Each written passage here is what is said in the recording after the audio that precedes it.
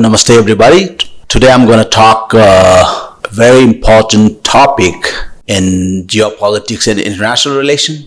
I think this thing that I'm talking today is about Taiwan and Tibet, dual fault lines in US and China great power competition.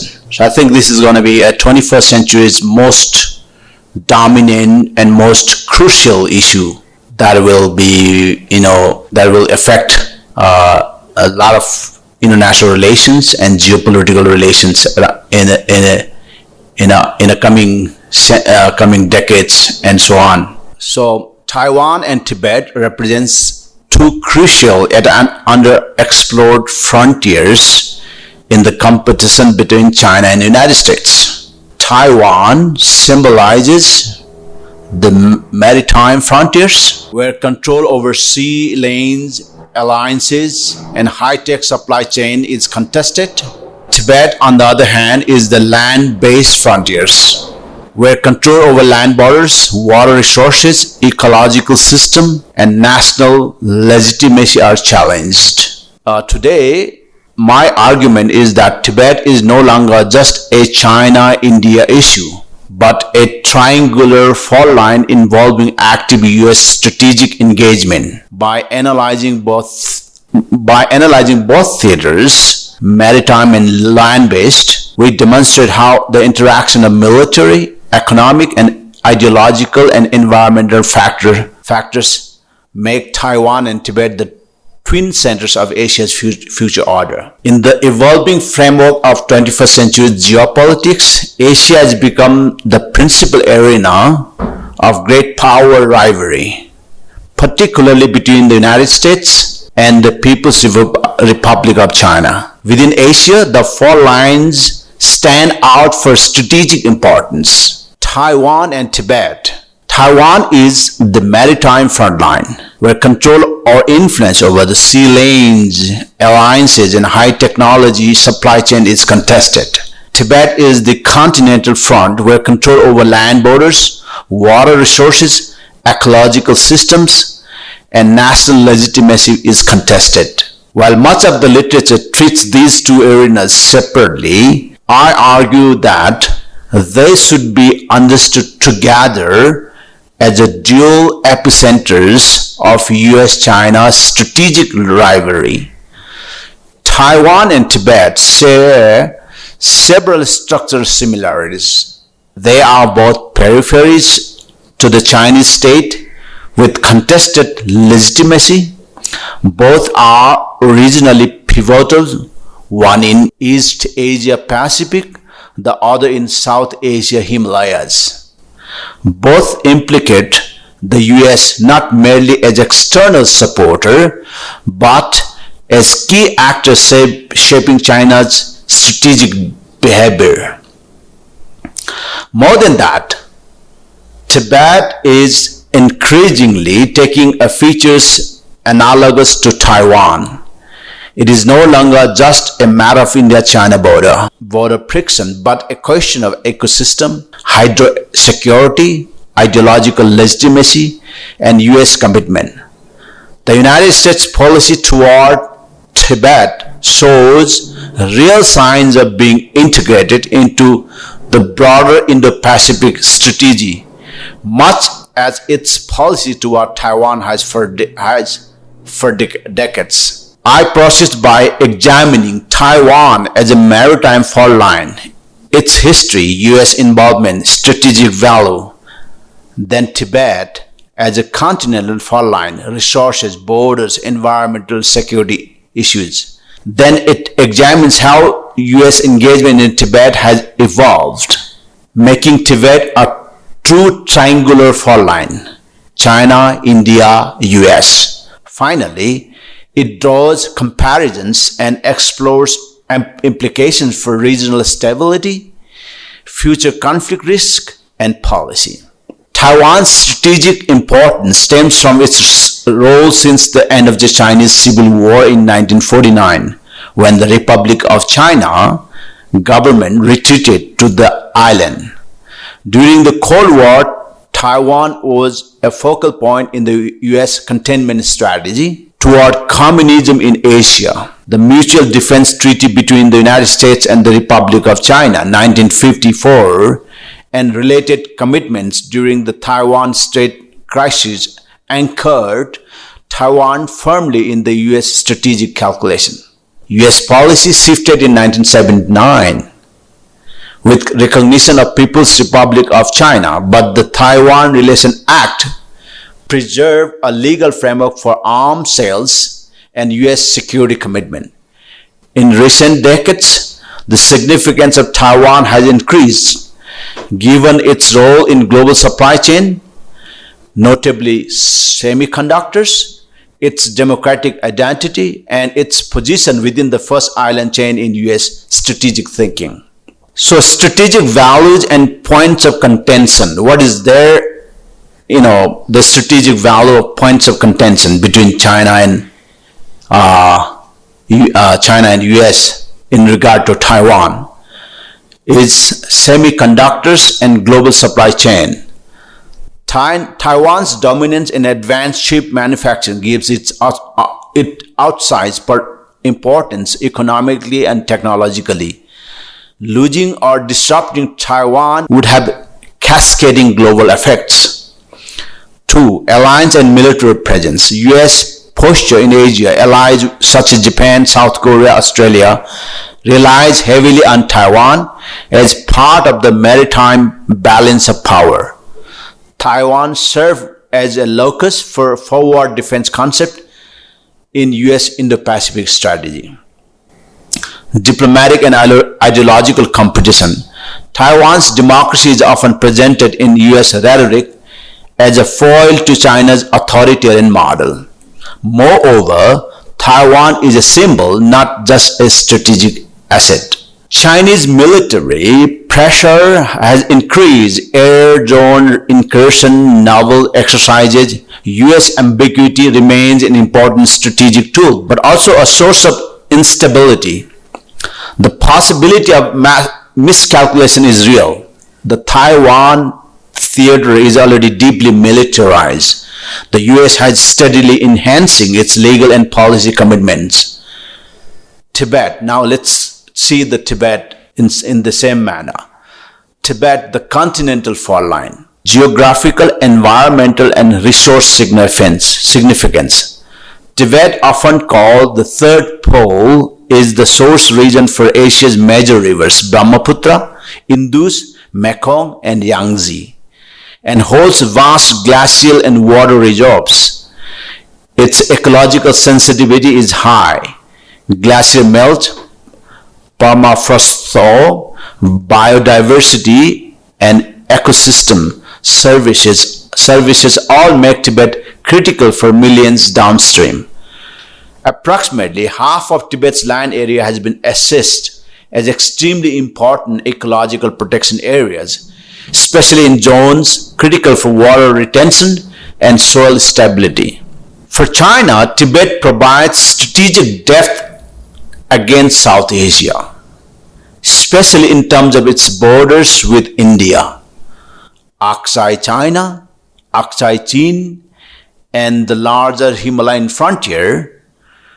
Control over Tibet gives China logistics and infrastructure advantage, roads, railways, and airways, enabling power projection across high altitudes. For India, Tibet is a constant security concern, given the disputed territory, the 1962 war, and recurring standoffs. But beyond India-China rivalries, stability, both ecological and geopolitical, in Tibet has wider ripple effects for Nepal, Bhutan, Bangladesh, and the broader Himalayan region. U.S. engagement in strategic stakes. Historically, U.S. policy toward Tibet in mid-20th century was shaped by anti-communism, recognition of Dalai Lama in exile, etc.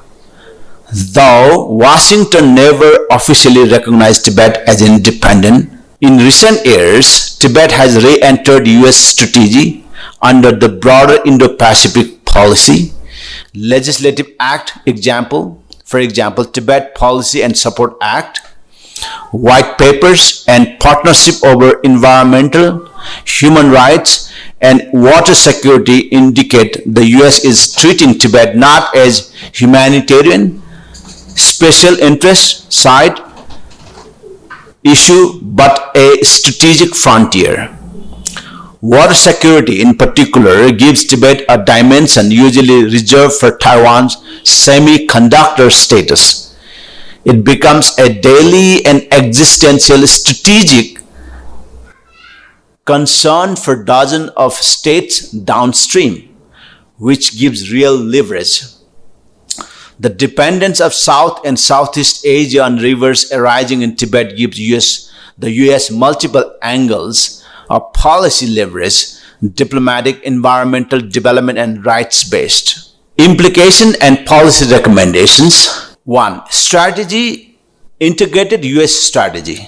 The US should treat Taiwan and Tibet as parts of unified geostrategic framework rather than entirely separate issues. Policy coherence across military, diplomatic, environmental, and development levers is needed. Water diplomacy in Tibet. Given Tibet's role for so many downstream states, the US, in cooperation with India and other river basin countries, should push for multilateral water data sharing, joint monitoring, and agreements protecting ecological flows. Environmental treaties should be integrated into security planning. Strengthen alliances. In maritime Asia, alliances are well formed: Japan, Australia, Korea. In the Himalayas, there is space: Nepal, India, and Bhutan for deeper partnership to promote stability. US engagement with India, for example, should include Tibet-related infrastructure, environmental, and border stability support. Information, legitimacy, and ideology. The Chinese narrative of territorial integrity and sovereignty is important at home and abroad. US policy can bolster alternative narrative, human rights, Tibetan identity, environmental justice to shape international norms and public opinion. Similarly, with Taiwan's democracy.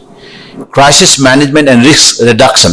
Since both fault lines have high escalation risk, Taiwan more so militarily, Tibet more so environmentally or through border incidents, mechanisms for de-escalations are essential. Track 2 diplomacy, confidence building measures, and channels for communication across China, US, China, India fronts. Conclusion. So let me conclude by bringing all these different dimensions in order to give a solution for 21st century geopolitical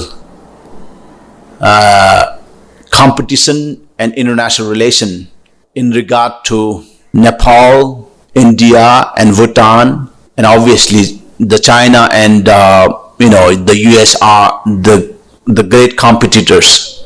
They are competing each other heavily to expand their geopolitical influence and geopolitical control. Taiwan and Tibet are not merely peripheral territories but strategic epicenters that will shape the trajectory of US-China competition in Asia. Taiwan represents the maritime pillar of the contest, where control over global supply chain, naval mobility, and democratic alliances are converged. Tibet, in contrast, represents the continental and ecological pillar, where water security, high altitude terrain, ideological legitimacy, and regional influence intersect. Importantly, Tibet has evolved beyond a bilateral China-India dispute in a triangular fault line, incorporating the United States as an active strategic actor. The US engagement in Tibet through diplomacy, environmental cooperation, and support for Tibetan governments and identity mirrors its strategic role in Taiwan, albeit through different instruments. Understanding both fault lines together provide a more nuanced framework for Asian geopolitics. US policymakers, along with allies and partners in Asia, must treat Taiwan and Tibet as complementary theaters of influence, employing coordinated military, economic, environmental, and ideological tools to maintain stability and prevent miscalculations. Ultimately, the duality of Taiwan and Tibet underscores a central truth. Maritime and continental fault lines together define the geopolitical architecture of 21st century Asian order. Failure to appreciate the interconnected nature of these theaters risk not only regional stability but the broader disruptions of global economy, environmental and political systems. So let me repeat this very important message that I'm trying to convey today, is that ultimately the duality of Taiwan and Tibet underscores a central truth. Maritime and continental fault lines together define the geopolitical architecture of 21st century Asian order.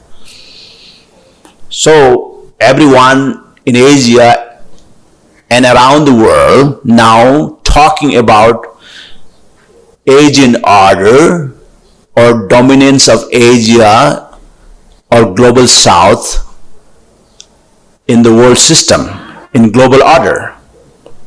So if that is something that we want to realize geopolitically, economically, then we must take this matter, the matter of Taiwan and Tibet, in serious consideration. Even the country like Nepal and Bhutan, of course India, cannot deny this fact that the great two superpowers of the 21st century, the China and the US, are competing heavily, decisively, overwhelmingly, effectively. So, in order to calibrate our, geopolitical and international relation, it's very delicate, it's very serious, very volatile, very sensitive, and miscalculation, misadventure can risk heavily for a small country like Nepal. The recent Zenji movement, that really overthrew the regime in Kathmandu within the period of 24 hours. It didn't just happen abruptly or without any cause. So my suggestions for the policymakers in India, Nepal, specifically Bhutan, is that the maritime and continental fault lines together define the geopolitical architecture of the 21st century Asian order. Failure to appreciate the interconnected nature of these theaters risks not only regional instability but the broader disruption of global economic, environmental, and political systems. And that's very important to understand, to realize. And I hope post-Genji revolution in Nepal, the successive administration, whether it is interim administration of Sushila Karki or other future successive administrations, must take this matter into serious consideration. We cannot repeat the same mistake committed by Sherbahadur Deuba and KP Oli. If we repeat the same mistake, if we act very naively and even, if I may say, in a stupid way, in regard to our geopolitical and international relations, specific with our two major neighbors, India and China, both emerging as superpowers, militarily and economically. Demographically, they are already the largest populated countries in the world. Number one, India. Number two, China. And we have the US-led West. The West has shaped and reshaped the global order, global systems for more than 200 years. And after the formation of United Nations, Washington Consensus, and Bretton Woods, after the establishment of Bretton Woods institutions, and many other institutions, global institutions, international institutions, the West really dominated the world. And now, with the rise of non-West, specifically the Asia, and particularly the rise of China and India as a superpowers, Nepal and Nepalese people, Nepalese elites, political elites, cannot act, cannot act with stupidity or ignorance. We cannot act naively. We have to be very mindful of the recent changes that taking place in our region and around the world. And in our region, these two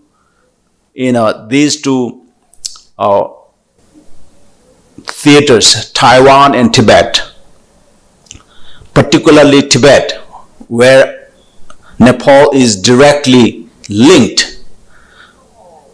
We have to be very mindful dealing with our neighbors and the superpower, the America and the West. This is very important, and I hope this message or this